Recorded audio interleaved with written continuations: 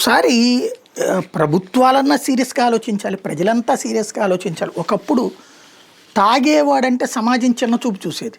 ఈ రోజున తాగనోడంటే చిన్న చూపు చూస్తుంది. ఆడికి అసమర్థుడి కింద చూస్తుంది.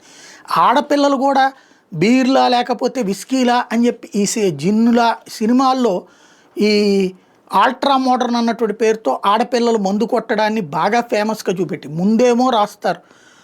తాగితే నాశనం అయిపోతారని. సిగరెట్ తాగితే నాశనం అయిపోతారు ఇదని చెప్పి. అట్లాగే ఈటిట్లో తాగుతా అదేందో ఈ లేటెస్ట్ జనరేషన్ సినిమాలన్నిట్లో వాడికి కోపం వచ్చినా తాగుతాడు, సంతోషం వచ్చినా తాగుతాడు. లవర్‌తో కూర్చొని తాగుతాడు, లవ్ చేయకపోయినా తాగుతాడు. తాగడం అనేటటువంటిది ఒక రొటీను, అది మన జీవితంలో ఒక పార్టు అన్నటువంటి స్థితికి తెచ్చేశారు. ఆడపిల్లలు కూడా తాగడం అనేటటువంటిది థ్రిల్ కిందన మొదట తాగాలి, ఆ పైన తాగి తందనాలు ఆడాల. మగాళ్ళు తాగుతుంటే మాత్రం మనం ఎందుకు తాగకూడదు అన్నటువంటి డైలాగులు వేస్తారు. కింద మాత్రం ఇంజురియస్ టు హెల్త్ అంటారు.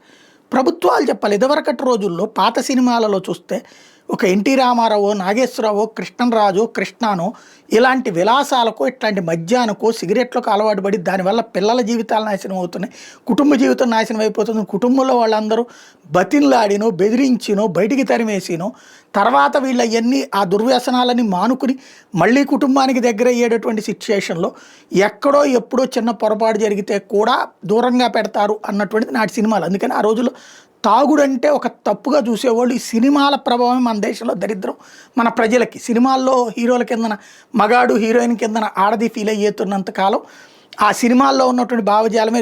ఈ మధ్యకాలంలో సీరియల్ దరిద్రం కూడా పుట్టుకొచ్చింది. అందుకనే అత్తలు విలన్లుగా, కోడళ్ళు విలన్లుగా, క్యారెక్టర్లు దాంట్లో పరకాయ ప్రవేశం చేసి చంద్రముఖులుగా మారిపోతున్నారు, గంగ చంద్రముఖిగా మారినట్టు.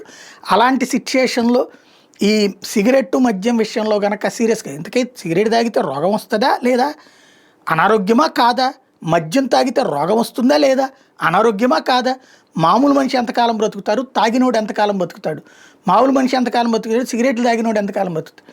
ఇది ప్రజలను అవేర్ చేయకపోతే, ప్రభుత్వాలు ఆ బాధ్యత నుంచి దూరం అయితే భావితరాలు ఆసుపత్రుల్లోనే పుట్టి, ఆసుపత్రిలోనే పెరిగి, ఆసుపత్రిలోనే చస్తాయి.